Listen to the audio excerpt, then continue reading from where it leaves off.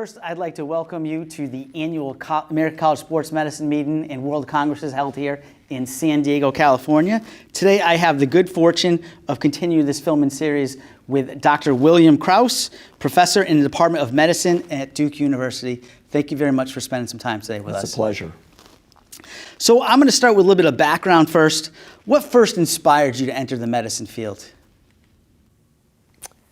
There are several influences. I was very interested in astronomy and astrophysics as a youth. I went to college and studied astrophysics as a major. But as I was approaching my graduation year in 1977, it was clear that there was not a lot of job opportunities in this field at the time. And my parents and both my uncles on either side were physicians. But my second love for science, because I was a runner, was exercise and its beneficial effects on health. I saw a video on Nova about the East Germans doing muscle biopsies to place their athletes in the appropriate events. And this was my junior year in high school. And I immediately saw an opportunity for an investigative field that I was interested in. And so as my junior in college, when looking for an alternative profession, I naturally reached out to exercise science. And it seemed like the best inroads for me would be through the medicine field. And that's how I ended up in cardiology and cardiac rehabilitation, et cetera. How fantastic it is that this program on TV sparked an interest to led you to the career path that you are down now. Very remarkable.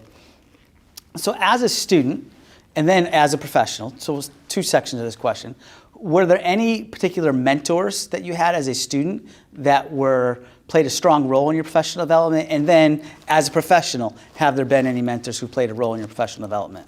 So as a student in medicine, there were obviously professors in the field that were clinical mentors.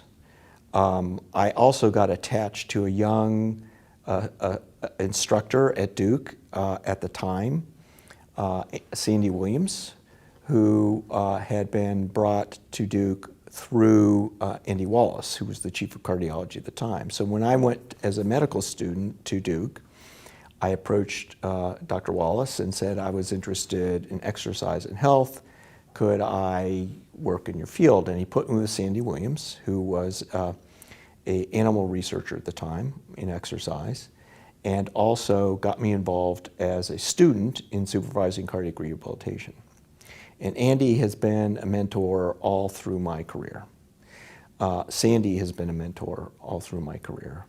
And then when I became a young professor at Duke, interested in this field, I brought together a number of individuals to have a series of yearly seminars about what we were doing and what should we do. Bill Haskell is one of those.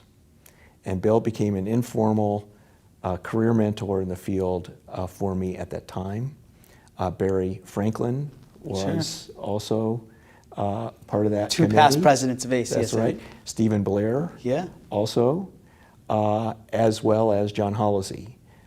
And there were several others. But those were the four that actually came yearly for 5 years, helped consult with us on So were you a member of ACSM prior to meeting those individuals, or did that relationship make you become a member? When I was a student, medical student, I decided ACSM was an important field for me. On your own initiative? Yes. None of them, Sandy and Andy were not members of ACSM, but I saw the clear connection between the science I wanted to do. And so I have not yet, actually I just disposed of all the MSSCs that I had collected over the years since first being a member in my attic, and it was time, since everything's electronic, to dispose of those. But I still have a lot of those in my office. So what was important for you in becoming a fellow of this organization, and how has that helped develop your career throughout ACSM? Well, for me, becoming a fellow were two things. One, it was showing a commitment to the field, and that the field saw value in me as an investigator and important for the field. So it was a two-way street, but very frankly, as a young assistant professor and looking for a promotion, having recognition from a national organization was important for that next step. How has it been for you to be a fellow walking across, receiving your fellowship, to now being in the line, shaking people's hands when they become fellows? Oh, I still have the picture of Toby Tate, Russ Pate, Paul Thompson, and who was Stephen Blair, who were the ones that shake my hand. And that was very important to me. It's still on my desk. Sure. And now I'm really looking forward, now being a past president, to tomorrow night when I get to be one of those people. It's fantastic. How challenging has it been, do you think, for you to navigate your career to where you are now? And then the second piece of that is, what advice would you have for young professionals who are in the early part of their career trying to navigate their success in the career? Well, my career path was atypical. Number one, it was only through the MD field. I have no other degree, and I'm married to somebody who has both, an MD and a PhD. And to this day, our training paradigms are different for our postdocs and trainees, right? And it has been a little bit of a challenge, because in review at National Institutes of Health, et cetera, the PhD investigators are more recognized and appreciated than the MD investigators. However, I have involved myself in activities where MDs are not normally found, right? And that has brought a certain level of importance and, shall we say, relevance to some of the work I do, and also to me advocating for items. For example, we're involved now in trying to get billing privileges for our clinical exercise physiologists. I have taken this under and it's starting to really take off right now. Yeah, but it's very important to have a physician to being an advocate for this. And so I recognize that. We have to be in the room when it happens, and I'm committed to making that happen. So it's been a little bit of a holdback, but in the greater scheme of things, it's been very, very helpful. Fantastic. You've had a number of accomplishments in your career, one of which is having published over 450 peer-reviewed journal articles. Congratulations, by the way. Thank you very much. Could you share with us what some of the accomplishments that you feel most proud of in your career thus far?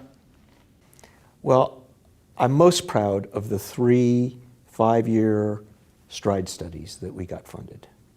That has really been the basis for my expertise, for my contributions to the field. 70 of those articles are from STRIDE, those 3 STRIDE studies. My first and only New England Journal article was from that first STRIDE study. And I think it's the contributions that those studies have made to the understanding of amount and intensity and mode on health parameters have been the pride of my contribution to the field. I also want to mention my participation in the Physical Activity Guidelines Advisory Committees for 2008 and 2018. That's where I really saw the brilliance of Bill Haskell in the 2008 guidelines in steering that committee to a dose response study of the association of exercise and health. And we've tried to re-emulate those in successive guidelines. One of the things for me as a member that I value so much about our organization is the diversity of our organization. And to have a medical doctor like yourself play such an important role in the work that we all want to do, I just think is fantastic. So thank you very much for that. Thank you. Within ACSM, specifically, what is the work that you're most proud of as a professional? My presidency and my president-electancy and my immediate past president electancy. It's carrying the college through that challenge of a change in CEO at the same time we were confronted with the pandemic. And working with my colleagues, Nicole Keith and Katie Schmitz in particular, during those challenging years as a group of individuals to help steer the college through those times. What advice would you have for the current and future leaders of our organization? Let it not be about yourself. Let it be for the college and the membership. Sure. And then for the 18, 19, 20, 21-year-old who is going to be a future leader in ACSM, what advice do you have to those young students who are really just starting to learn about what ACSM even is as an organization? What advice would you have for them to help them as they are really starting out to begin the navigation of their careers? I would say find out what your passion is and follow your passion. Don't try to follow a path that's not you. If you're not interested in membership, don't necessarily get involved in a membership committee. But if you're interested in science, get yourself involved in the strategic initiative groups. Sure. Or some of the committees, basic science committees, to try to understand the value that those committees have to the organization. Sure. I think for me, learning a little bit more about you and your background, following your passion is one of the most important aspects. And for me, I just want to thank you for following your passion and maybe not following the straight line of saying, well, I'm interested in exercise. This is an organization over here who really does a lot of cool exercise work. I'm going to try and join that organization. And then you became the president of that organization, which is just fantastic. So thank you so much for all of your work. Thank you, Sean, for that. Really appreciate that. Yeah. We are all set interviewing Dr. Bill Kraus for the Distinguished Leaders Filming Series. Thank you very much for joining us.